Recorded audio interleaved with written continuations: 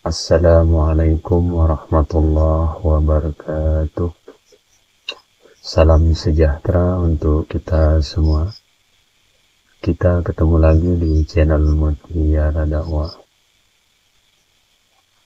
Selamat bergabung saya ucapkan buat yang baru menemukan channel ini, dan terima kasih banyak untuk yang sudah subscribe. Semoga channel ini kedepannya berkembang dan memberi manfaat kepada kita semua. Kita ketemu lagi, dan dalam kesempatan ini kita akan sama-sama mendengarkan tausiah dari almarhum Bapak Kiai Haji Zainuddin MZ.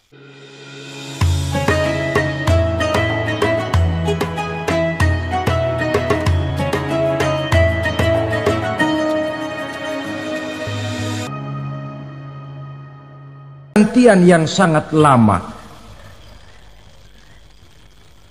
Kapan kiamat itu akan datang? Ini rahasia Allah. Jangankan kita yang orang awam, baginda. Sebelum kita lanjut dengarkan, buat yang baru bergabung atau menemukan channel ini, saya ucapkan selamat bergabung. Jangan lupa dukungannya dengan cara like, komen, dan subscribe. Lanjut lagi. Nabi sendiri tidak diberitahu oleh Allah kapan kiamat itu akan terjadi.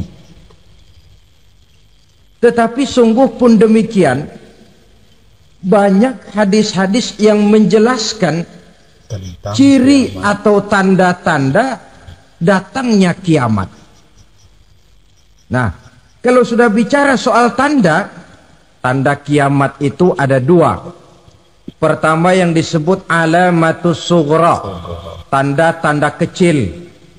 Ini waktunya masih ada tenggang. Ada yang dinamakan alamatul kubra, tanda-tanda besar. Artinya kiamat sudah diambang pintu. Apa tanda-tanda kecil dari datangnya hari kiamat itu? Misalnya kata Nabi, apabila ilmu sudah diangkat oleh Allah. Artinya apabila ulama sudah banyak wafat, minat orang belajar agama berkurang, lalu kebodohan nampak merajalela di mana-mana, zina dikerjakan secara terbuka, minuman-minuman keras jadi kebanggaan. Itu termasuk di antara tanda-tanda kecil terjadinya hari kiamat. Terjadi sekarang ini.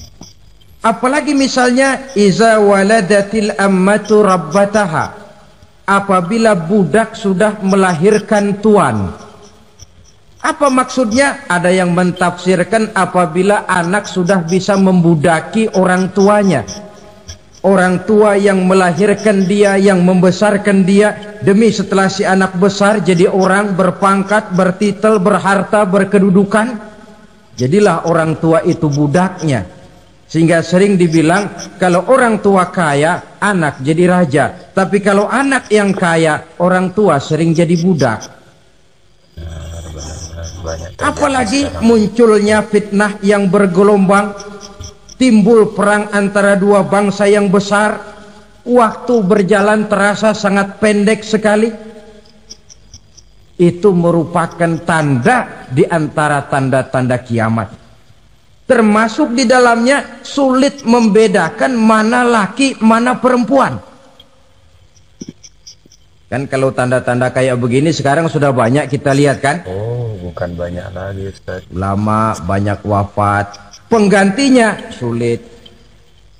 Zina dikerjakan berterang-terangan, minuman keras jadi kebanggaan,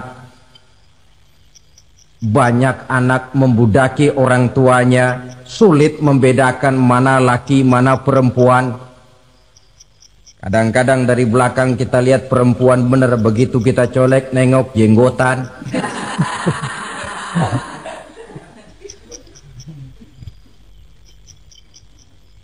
Ini termasuk tanda-tanda kecil, masih ada tenggang sampai akan terjadinya kiamat itu. Nah, yang dimaksud dengan tanda-tanda besar, Ini tanda besar, artinya kiamat sudah diambang pintu. Pertama, matahari terbit dari sebelah barat. Apabila matahari sudah terbit dari arah sebelah barat, tertutuplah sudah pintu taubat. Bersabda Nabi kita, la taqumus sa'atu hatta tatlu'a syamsu min maghribiha. Tidak akan datang hari kiamat sampai matahari terbit dari arah sebelah barat. Wa iza tala'at, manakala matahari telah terbit dari arah sebelah barat, wa ra'ahan nasu, manusia banyak menyaksikan itu, amanu ajma'un, mereka pun lalu beriman. Yang tadinya kafir, yang tadinya ingkar, yang tadinya membangkang, setelah melihat matahari terbit dari sebelah barat, buru-buru beriman, berlomba-lomba mengucap 2 kalimat syahadat. Tapi apa yang terjadi? Kata Nabi, wadzalika hina la yanfa'u nafsan imanuha lam takun amanat min qabl.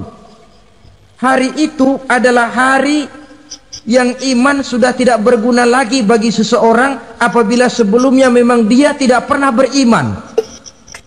Au kasabat fi imaniha khaira, atau beriman tetapi tidak pernah melakukan kebajikan di dalam keimanannya itu. Hari yang sudah kasib, hari yang sudah terlambat, beriman tidak akan ada gunanya lagi. Ini pelajaran buat kita. Sebelum sang surya terbit dari sebelah barat, sebelum nafas sampai di tenggorokan, artinya pintu taubat masih terbuka. Kalau 2 hal itu sudah terwujud, nafas sudah sampai di kerongkongan atau matahari sudah terbit dari arah sebelah barat, tertutuplah sudah pintu taubat. Tak ada lagi gunanya pangkat, jabatan, harta, bahkan beriman pun dalam suasana macam itu. Too late, kata orang Kulon. Sudah terlambat. Matahari terbit dari arah sebelah barat. Itu tanda besar, artinya kiamat sudah diambang pintu. Lalu apalagi tanda besar? Munculnya Dajjal. Dajjal artinya pendusta-pendusta yang menyesatkan manusia. Ada 2 macam Dajjal, saudara. Ada Dajjal kecil. Ini Dajjal kelas teri. Kalau ini sejak zaman Rasulullah sudah ada itu. Tiap zaman ada. Di zaman Rasulullah misalnya ada yang bernama Aswad al-Unsi dari Yaman. Ada yang namanya Musailamah al-Kazzab dari Yamamah. Ada yang namanya Ibnu Sayyad dari Madinah. Ini Dajjal di zaman Rasul. Musailamatul Kazzab memproklamirkan diri jadi nabi dia. Di zaman Rasul masih hidup. Ini Dajjal zaman Nabi. Di zaman sahabat muncul Dajjal. Di zaman kita sekarang ini Dajjal pun gentayangan. Dajjal kelas teri. Kerjanya mendustakan manusia, menyesatkan manusia, memalingkan manusia dari jalan yang benar dan diridhoi oleh Allah Subhanahu wa ta'ala. Adapun yang merupakan tanda besar dari datangnya kiamat, Dajjal kelas kakap. Pembohong-pembohong besar yang menyesatkan masyarakat manusia berpaling dari jalan Allah mengikuti jalan mereka. Apa sih ciri Dajjal itu? Kata Nabi dalam hadis Bukhari Muslim, Inna Dajjala, sesungguhnya yang namanya Dajjal itu yahruju, satu saat akan muncul mendekati hari kiamat. Wa inna ma'ahu ma'an, si Dajjal ini membawa air. Wa naran, dan juga membawa api. 2 simbol. Di tangan yang satu dia bawa air, di tangan yang satu dia bawa api. Wa ammal ladzi yarahu an-nasu ma'an fanarun. Adapun yang orang banyak lihat air, hakikatnya adalah api. Yang dilihat api, hakikatnya adalah air. Oleh sebab itu, kalau api yang ditawarkan, ambillah air. Kalau air yang ditawarkan, pilihlah api. Maksudnya apa ini? Ini bahasa simbol, saudara-saudara. Dajjal bicaranya seolah-olah untuk kepentingan manusia, menawarkan surga. Surga yang dia tawarkan hakikatnya neraka. Hai manusia, kalau kau mau bahagia, jangan dekat-dekat dengan agama. Sholat itu tidak efektif dan efisien, tidak produktif dari segi ekonomi itu. Menghadiri majelis taklim cuma buang-buang waktu. Tahajud, tasbih, tahlil, baca Quran, apa itu? Pekerjaan mubazir saja. Hidup ini cuma sekali, masa yang cuma sekali, manfaatkan dengan sebaik-baiknya.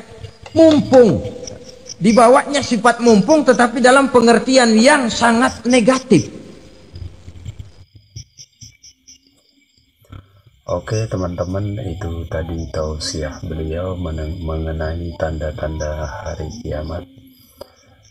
Saya akan membuat beberapa part karena video ini panjang, dan untuk yang tadi kita sudah sama-sama dengar dan saksikan, saya akan buat part 1. Itu saja videonya. Semoga bermanfaat. Kita ketemu lagi di next video selanjutnya. Assalamualaikum warahmatullahi wabarakatuh.